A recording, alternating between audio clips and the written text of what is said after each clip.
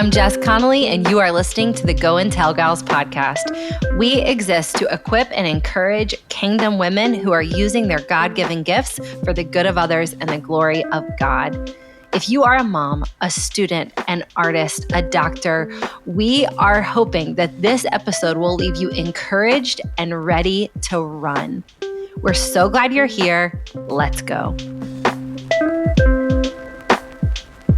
Life planning for real women. We're talking community. Em, how you doing today? I'm doing well. Okay, so I want to open today's podcast episode with a little story. This is how the story went down. We work together. Yes, we do. But we're also friends. Yes, we are.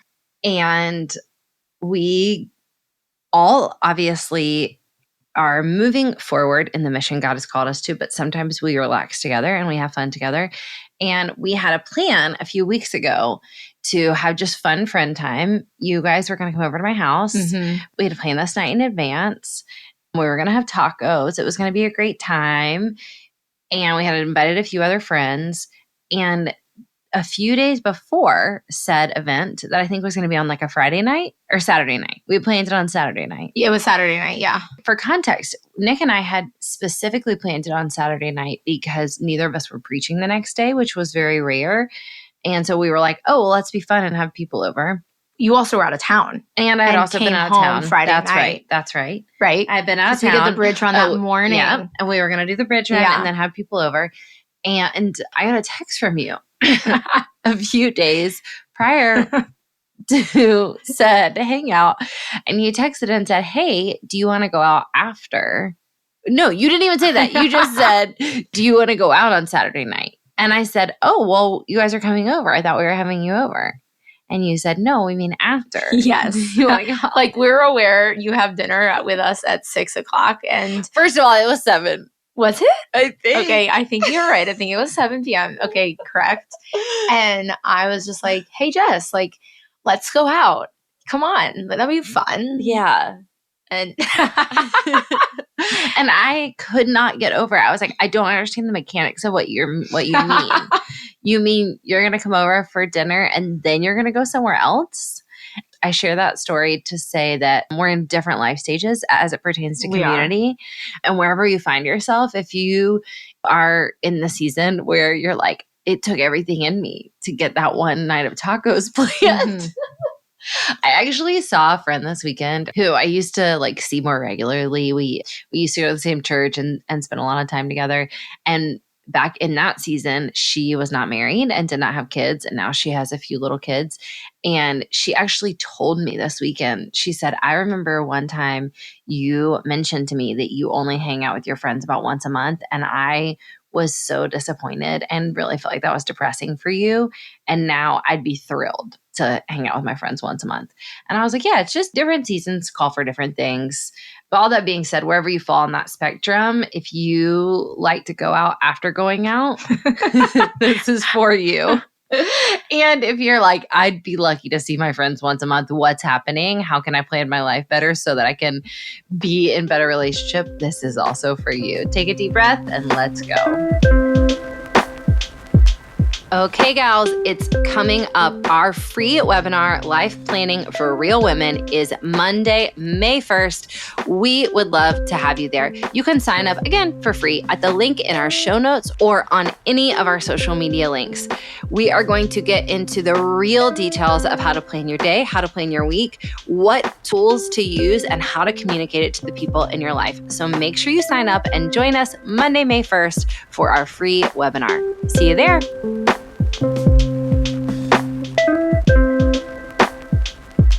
Let's see what the purpose of this podcast is. Our first episode in the life planning series was really about rhythms and big picture strategy. Our second episode in this series was about preparation and how to just get ready for your day, your week, your life. This episode is on community. And I would say what we're really talking about today is how to craft your schedule to experience abundance in your relationships. That's really what we're talking about. And we know that for many of us, this is going to come easy. And for many of us, it's not going to come super easy. And we really just want to take a little bit of the pain out of it by identifying that it is also sometimes hard and it's difficult to strategically plan your life and experience abundant relationships. We've talked about this on the podcast before, but one of my favorite memes, and I think other people's is too, that one about Jesus. Yeah. Yes.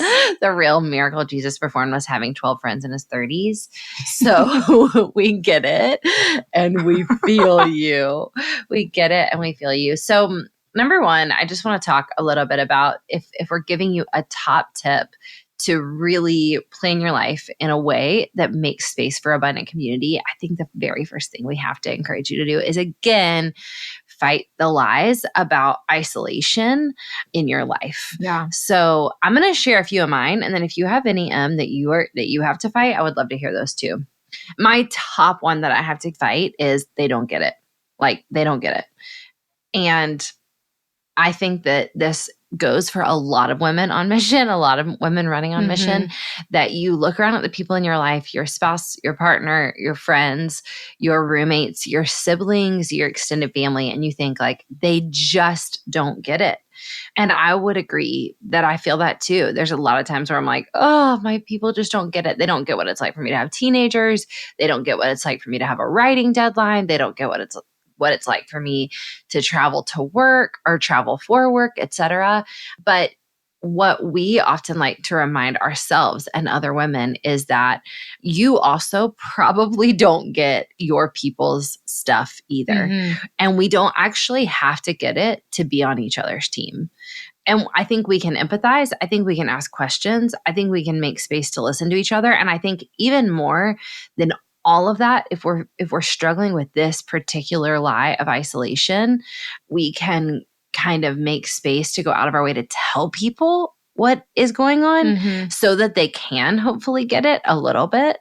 But number one, we're just going to have to fight that in general, you know? Yeah. What about you? Any coming up for you? Well, I'm thinking about it in the opposite of the saying that they don't get it. I think I've been practicing this season of like letting people get it. Like you're saying of like opening up, like exactly. They're not going to get it because if you're constantly just telling yourself that. So that's maybe like a fight. Like I've had to fight that and I'm currently doing it into where I'm actually in a space where like I'd actually be like, actually, I think people do get me. I think people see it. I think I've like made it a point to be like, actually, this is what my life looks like. And here's where I feel isolated. So I'm in that post space of that isolation period. I feel like I probably would have felt that a lot 6 months ago. I know this sounds like a really simple question, but I'm wondering if just for everybody else's benefit, would you talk about what it's looked like to do that? Yeah, I'd say one, the vulnerability piece is always hard for me, but the benefit is, I don't know if a lot of you guys know, but I have 4 sisters. So automatically, and I'm really close to my sisters. So I don't always feel the need for everybody to understand me. Ooh. I just need maybe even like 2 of my 4 sisters, you know? And I think that's what it's actually looked like is I've been in really safe spaces where, and like one of my sisters is always looking at me like, it's okay that not everyone understands. You need to stop justifying it. And because a lot of times I'll like walk through this whole period of like, well, this is why I did this. And she's just like, why are you justifying it? Like, I know you and you can just like, I get it now. So I think like the biggest thing is finding people, even if you don't have sisters, find people who are like your sisters. Like I think we talk about friendship and I'm in this space where my closest friends are my sisters and my sisters are my friends and my friends are my sisters. And you have that really like beautiful space. But I think it's like, you don't need everyone to get you either. Yeah. Because I don't think it's helpful for everyone to get you. Like be misunderstood in spaces and it's okay to walk away from a space and say, oh, I was misunderstood there, and have 1 or 2 people who you can actually break that down with and say, I feel misunderstood. And they'll be like, oh, I know you. I think that's a big thing is like we paint this picture of like, they don't get it But if you have one person who does get it, you can like already fight that lie by saying, well, Jess gets it. Yeah. You know? And so like anytime I'm going to be like, well, no one understands me. Oh, then automatically I'm fixing it for myself in my brain of being like, well, Jess does. Well, Jess does. Yeah. I don't know. I think that's it. Like that's good. Labeling who does get it flips the script a little bit. 100%. And it makes it super personal of like, oh, well, if Jess gets it, then I can call her. Yes. You know?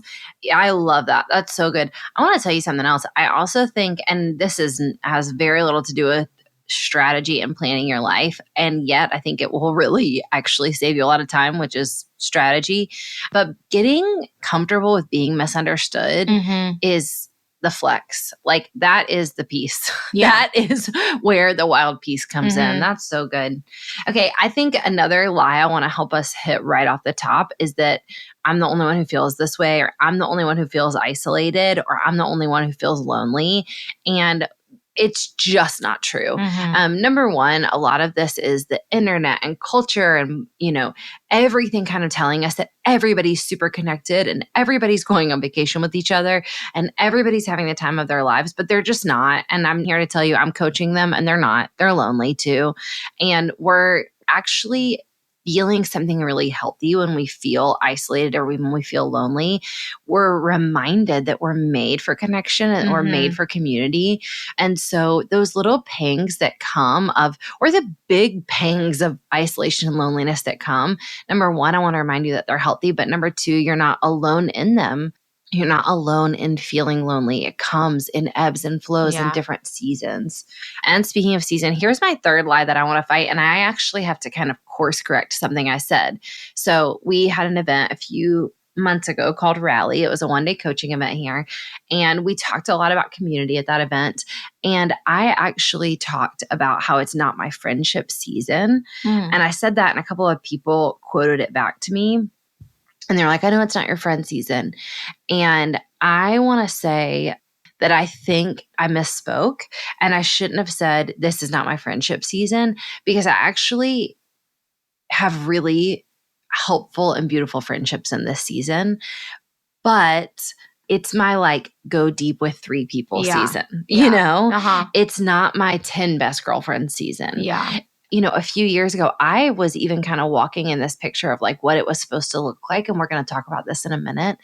But I would have these like birthday dinners where I'd have 10 or 12 people, all these women around me. And that felt so important to me. And then I realized year after year, it was like a different 10 or 12 women. And that was actually really painful and hurtful.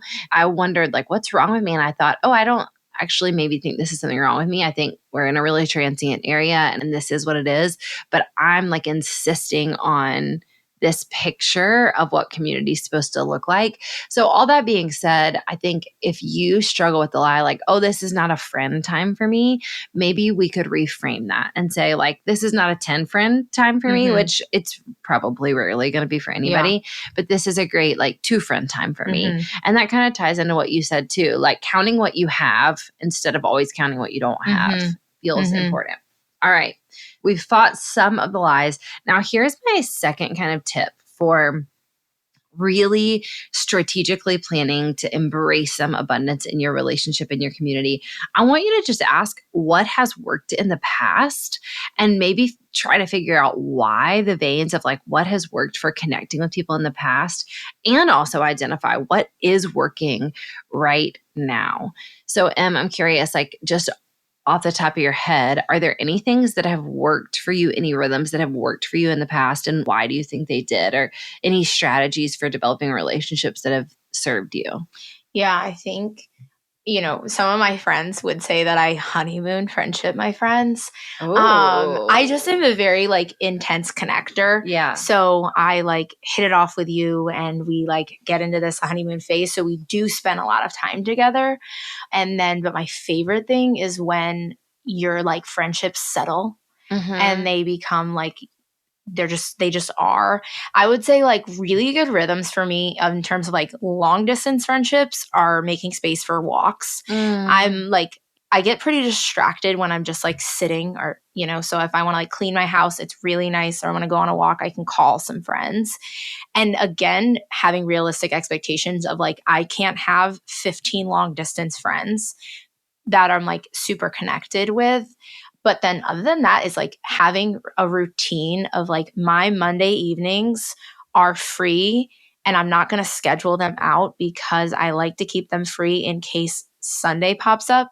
And one of my really close friends is like, hey, do you want to hang out Monday? Or like, when can you hang out this week? And I'm like, oh, perfect. Here's my pocket day. And that I have space and extra space. Yeah, I think that's my biggest thing because I actually get pretty overwhelmed if I overbook my schedule with friendships. It ends up being space I need like alone time or I want to go run and I overbooked.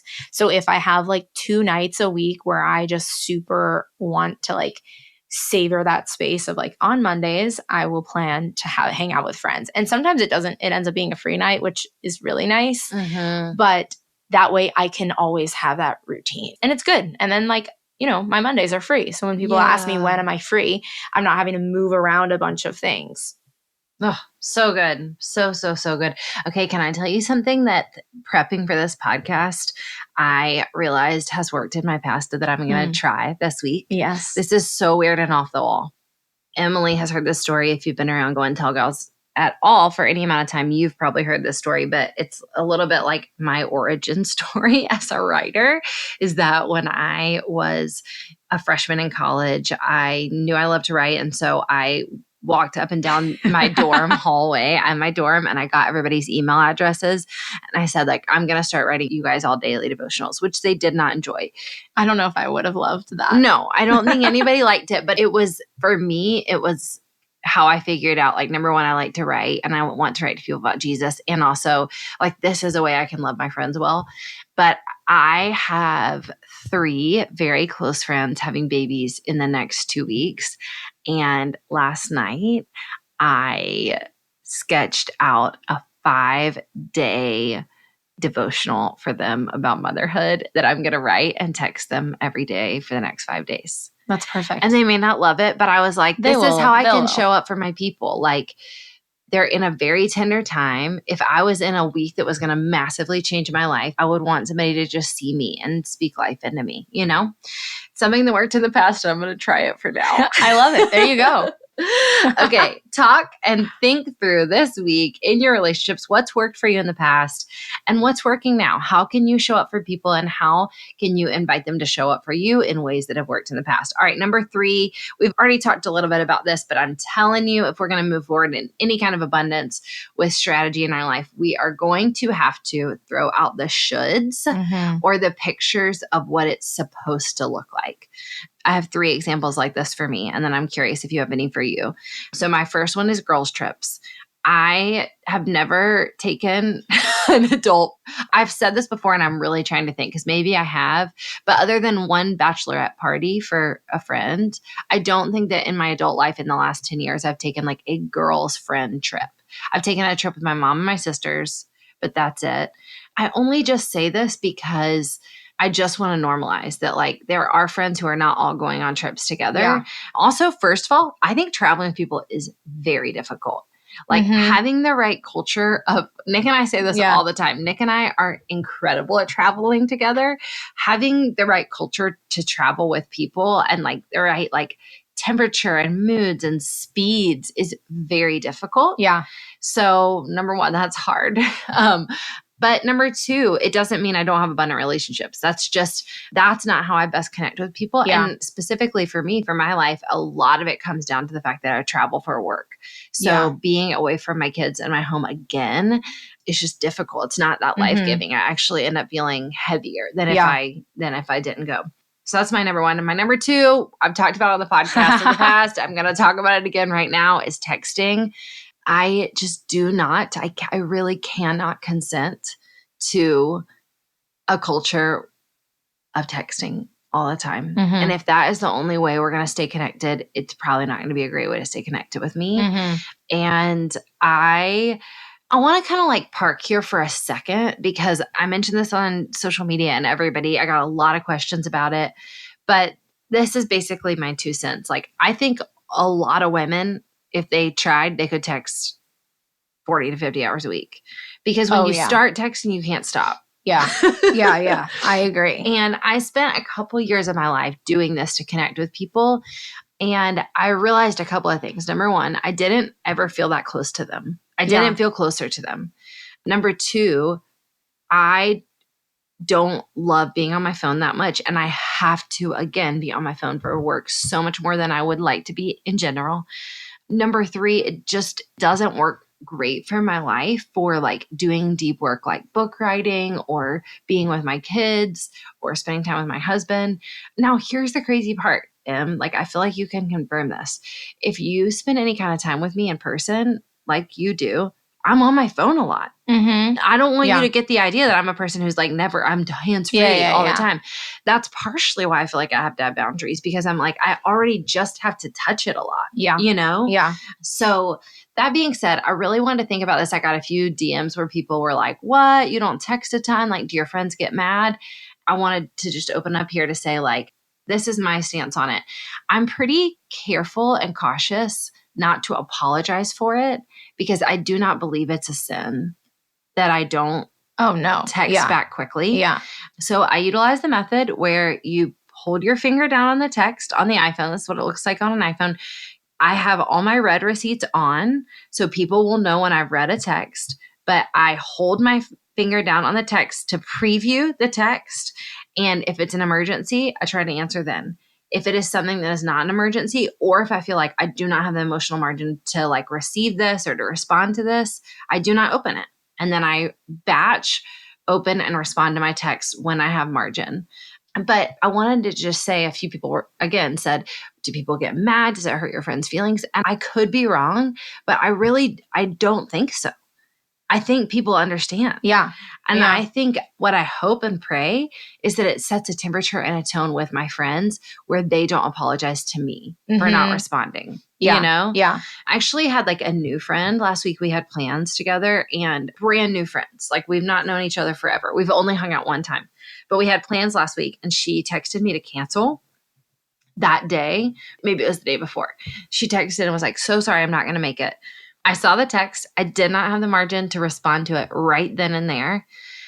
And then what happened is a few days went by and I never said it's okay. And even the date we were supposed to hang out had passed. And so I kind of panicked because I was like, oh gosh, that was rude. I hope she knows it was okay. And so I texted her back and said, listen, I'm so sorry. I saw that you couldn't do it. I was kind of having a crazy day. And so I just took it off my calendar. And she responded and said, honestly, I was so blessed because I knew you weren't mad. And I knew, great, we were both too busy. She was too busy to even text me back. So it wasn't the right plan for us. And I was like, oh, I love this friendship. It feels so freeing. It's really funny. Even in terms of the texting, my sister Liz hates texting. Hates it. She's like, honestly, if you text me, how are you doing? You're never going to get a response. But again, like, her friends know how to connect with her. Call her on the phone.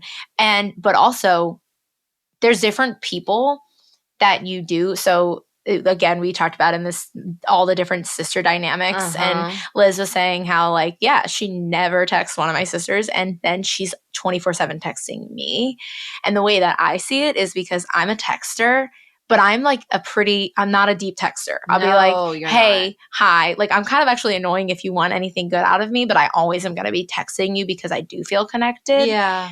And so my sister texts me back, even though she hates it, but knowing that she doesn't have to like put any deep thought into it. So I think that is nice. It's freeing. And I think you don't get mad about it, because for different people, it is freeing. And if it's a space where you're like, actually, this is really life-giving for me, then great. And a lot of times it feels more mutual. Yes. People that I don't text all the time, it's fine, because just because I'm a texter, I don't feel disconnected to them because we don't text all the time. 100%. You know? 100%. And that the texting is an example of a should that doesn't work for me. But again, right, if it works for you, do it. Yeah. But you might need to throw out some pictures of the shoulds. Yes. Yeah. And if people aren't always texting you back, like, even for me, sometimes I know personally I am overwhelmed when I have too many texts unread, because I then know that I need to go and get a second. And that's just a personal, actually, like a temperature check for myself, because I'm normally pretty good at responding. And there's a reason that I'm like, why do I have 20 text messages that are unread? Like, just go and honestly just read them all. Just click them so they go away if I have no intention of responding. But even going back to the girls trip, I just flew home from Nashville yesterday, ran a race with my sisters again. And like I said, my sisters are my friends and that's the best thing. But we had talked about, we had 2 other girls that are friends and we are sitting at breakfast talking about traveling with other people and how now we've gotten to this point where my sister's 24 and saying how like, actually, I just want to travel with you guys because I know who I want to travel with. Yeah. I know how we travel. I know when needs food and when she's getting snappy or, and like, you just, so again, like normalizing that, like, no, you don't need to go on a girls trip to solidify your friendship as if it's going to mean everything because sometimes you can just have friends for different things. And I think that's the most beautiful thing. Like, I don't really travel with a lot of friends either. Pretty specific because I want to go on a trip and feel really relaxed. And I want to feel like I come back more rested. And if I go into, I'm telling you, like I just ran a half marathon on Saturday, came home from this trip feeling still rested, So like, I think that just says like, don't force it. And if you're like, oh, I really want to have friendships. If you're in a season where like you have the margin and you're like, I just really want to have take a girls trip. Don't force it with everybody. That's something that you can honestly, like, I like prayed for friends that I would want to like travel with. Yeah. That can be a space that's like really life-giving for you. So good. I love that. I had one other should that I think some people might need to throw out, and that is doing things as couples. I've counseled a lot of married couples and specifically wives who have had a perception that they always need to hang out as couples. And like maybe their spouse or partner or boyfriend has not been excited about that or has not like loved that or it hasn't been a fit. I just want to say like that's an example of something that I think sometimes we might be like trying to make fit that doesn't. Like there's sometimes that like you can love a like person in a couple and your spouse can love the other person. It can also just like still not be a fit for the 4 of you to hang out. Or like it's really okay if you are not obsessed with hanging out with your spouse or your partner's friends and vice versa. Yeah. Like it's really okay. And again, like that's like a small, silly example, but I think sometimes when we keep trying to shove these pictures of what it's supposed to be like into like this perfect schedule, it might be a bigger picture problem. Okay, now let's actually talk about some of the intentional planning and strategy we can do in our lives. So I just want to really give you some encouragement to get creative with your schedule. When you do have margin, when you do access like what it is you need or what it is you want, and you're fighting the lies and the isolation, get creative with your schedule. So here are a few examples of this. Lord knows I've talked about this on the podcast a million times over, but I love to exercise with people. Outside of seeing you guys at work and us kind of being in community, exercising is the number one way that I really like experience people, humans, and community. And it is really life-giving for me. And I said this on a past podcast. I have to watch it to make sure, I do things other than exercise with people because sometimes that's not like only what they want. But my friend Nikki, I see multiple times a week exercising together. Like you and I are the kind of friends that can run together. My other friend Allie and I can run together. My friend Anna and I work out together. We have a crew of women who all work out together on Wednesday mornings. And it's kind of our thing. And also if there's somebody who needs like counseling or encouragement from the church, I usually am quick to say like, let's go on a walk. Just because it's movement and it's life-giving and I don't know, it just works. So I would like to invite you to try to batch whatever that is in your life that's life-giving. I was talking to some moms this weekend who are all in the period of having their first or second baby. And I was encouraging them, like, you guys can do nap times together. You can do like, not just play dates, but like whole days together. Like throw a bunch of pack and plays in your house and spend the day together because you can batch like the parts of life that are enjoyable or hard in community. So I want to encourage that. Something that has helped for me with texting is like texting prayers for my friends. And this is just a small way to get creative. Like if I'm like, I can't call you and pray for you. You don't have the margin. I'm not going to see you this week, but I want to be on your team. That's just a small way I have been able to use my phone to like to get a little creative. Having certain once a month rhythms or even once a week rhythms, maybe yours is like on Mondays, mine is going to be usually like a once a month rhythm. Like, oh, I've got this chunk of time free. Let me see who can spend that time together. But then I had some friends start a text thread that I think is so interesting and beautiful. And it's called the Down Friends. And it is just a handful of people. And the whole purpose of the text thread is for somebody to be able to say like, hey, I've got 30 minutes free right now. I'm at this Mexican restaurant in, Mount Pleasant. Does anybody want to meet me? Or like, hey, tomorrow morning I've got an hour. And the Down Friends, the idea behind it is like, you're just down for anything. And I love being on that text thread. And I think that's a great way to do it too. Like, hey, again, we've been talking a lot about spontaneity and planning and strategy. And so making space for strategy and intentionality really does usually free up a little space for spontaneity in our lives too. So I love all of those things. What about you? Any like other strategic things that have really creatively helped you make time for community? Yeah, I'd say one, I assess like you said, what is really life-giving to me. And a lot of times I had thought that like I need to get coffee with everyone, have a coffee date. And I don't really want to do that actually. Yeah. And like, anyway, so those are big things. It's like find out things that you love to do. Like you said, so exercising, I really enjoy running with someone or going on a walk with someone. It helps me like focus more and have a little bit of intentionality, especially when I'm walking. I really, really love that. And like I said, when I like go on walks alone, that's really good time for me to have intentional like texting, like you said, of like texting a prayer of like, hey, I'm thinking about you and this is what I'm thinking. I'm like so creative when I'm walking. And that's been a really good one.